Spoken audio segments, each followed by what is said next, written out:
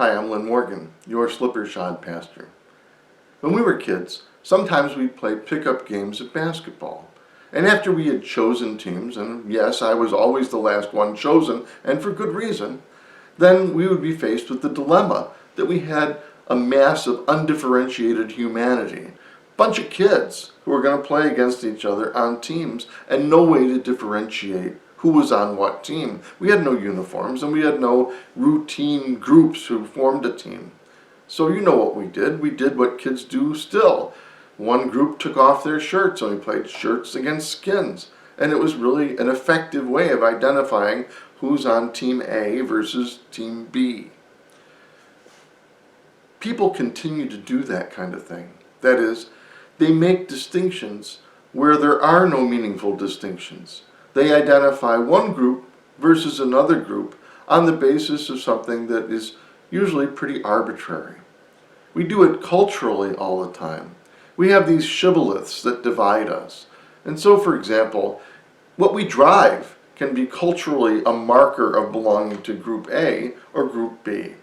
And so if you go to the Philharmonic parking lot and you look there, you'll see a different ratio of Priuses to pickup trucks than you will if you go to a NASCAR event and look at the same parking lot and determine the same ratio, how many Priuses to how many pickup trucks.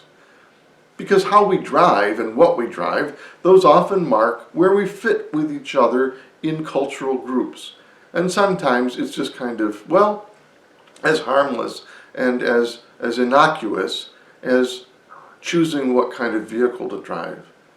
But sometimes our division culturally, racially, ethnically can be tragic and brutal and can destroy the good fabric of community, can destroy the common weal.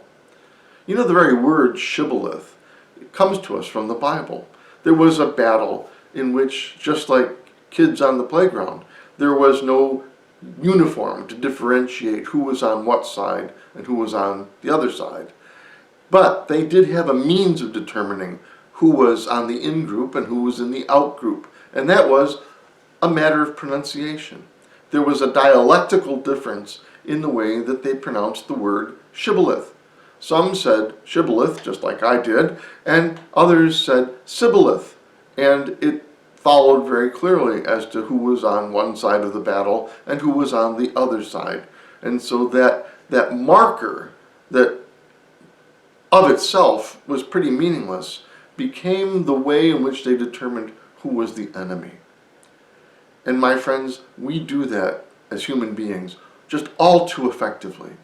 We look at markers that in and of themselves don't mean anything at all, and we make them carry an awful lot of meaning. And we give them such importance that they can be a matter of life and death. I'm sure that, like me, you've been horrified in hearing the news of how that young man, Ahmaud Arbery, was shot and killed. And what was his crime? He was a black man running through a white neighborhood. That is an example of a shibboleth, a cultural marker, a marker of difference that becomes a death sentence. And there are lots of ways in which we divide and harm each other and fear each other and prejudicially treat one another on the basis of just that kind of a difference. Sometimes it really is over silliness like Priuses and pickup trucks, country music versus classical music. Sometimes it's over race or gender or orientation, over ethnicity, over an accent we hear, a headscarf that we see, a person who's in a place where we don't expect to find them. My friends, we as Christians have to always be on the other side of that tendency to divide and to categorize and to put people into boxes of friend or foe.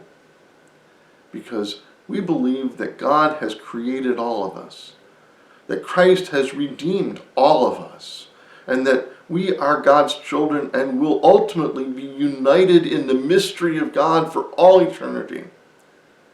And if we really pray, thy kingdom come, thy will be done, part of God's will is that we live in harmony with one another. And so when you feel those feelings of discomfort and fear and perhaps animosity towards outsiders, recognize those things and resist the urge to treat people differently who are different than us. And stand with those who are oppressed. Stand with those who are considered the other, the stranger, the dangerous one. And always advocate for their basic humanity and for their treatment as people who are just like us, deserve justice and compassion and love.